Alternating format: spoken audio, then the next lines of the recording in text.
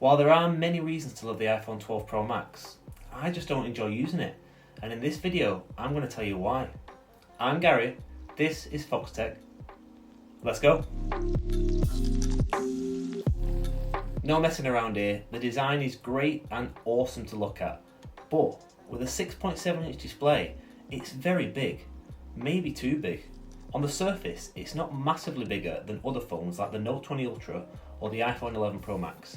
However, the boxier design does mean it'll feel bigger in the hand compared to the curvier Note 20 Ultra and 11 Pro Max. As well as the overall size, the weight of the 12 Pro Max is just too much for me.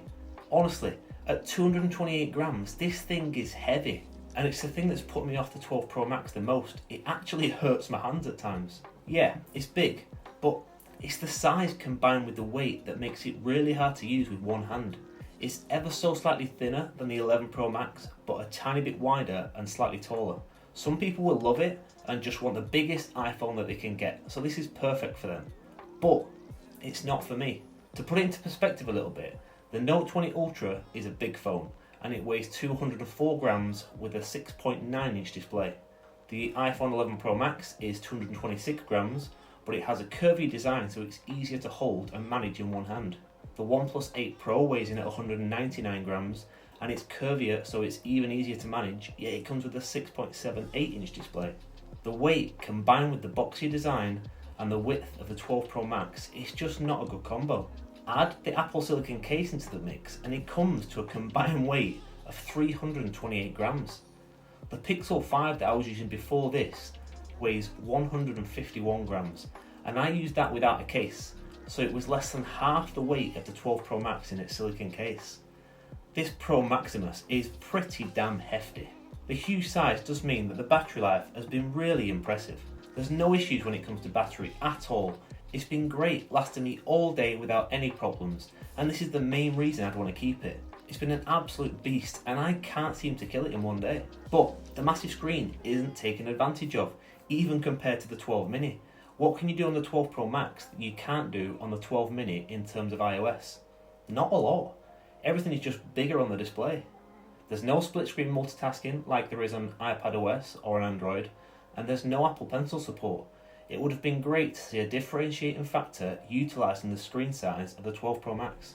Now don't get me wrong, having a big screen is great for so many things, but I think 6.5 inches should have been the max size they went with this year. Overall, you can get incredibly similar experiences at a much lower cost and less pain to your pinky. The cameras are awesome and they're better than the rest of the iPhone 12 lineup, but only by the smallest margin.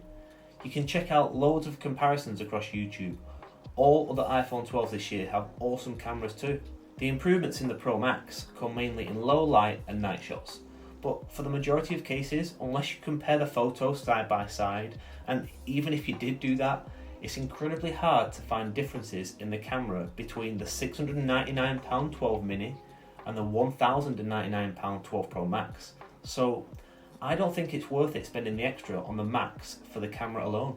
I thought the difference would be much greater than it is, but from what I've seen, it's not.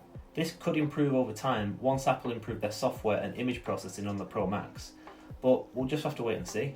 iOS on the 12 Pro Max is rapid, as you'd expect, and the speakers are incredible.